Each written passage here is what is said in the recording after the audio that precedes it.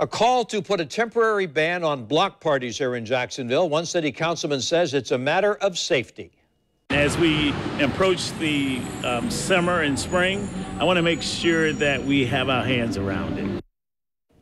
Neighborhood block parties are a popular tradition for some people, while others say those parties can get out of hand, and in some cases they can lead to deadly violence. Channel 4's Jim Pickett has a closer look at the move before City Council to put a temporary stop to these parties while officials look at making changes.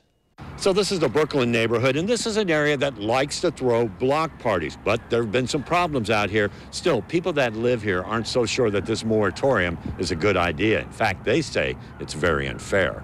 No one's ever been charged with the shooting during this block party in the Brooklyn area 6 years ago.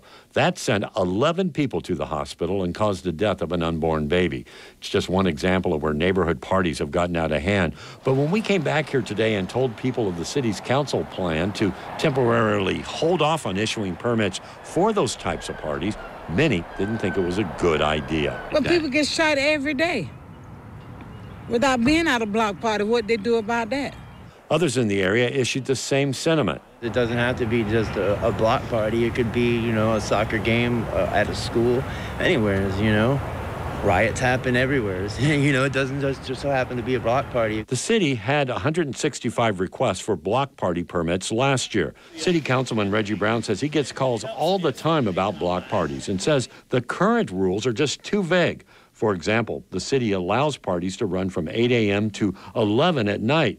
Brown says that's too late. But when parties get out of hand, it can be hard for police to respond. Do you think block parties are dangerous? Well, maybe not dangerous. Some of them are good. In fact, we don't hear about a lot of them. But the ones that you hear about is when the music is entirely too loud, there's too many cars, folks can't, the flow of traffic is not just where it needs to be. Brown says the moratorium would last for 90 days so they can rewrite the rules and come up with new ways to issue permits. So this is introduced to City Council tomorrow night. Jim Pickett, Channel 4, the local station.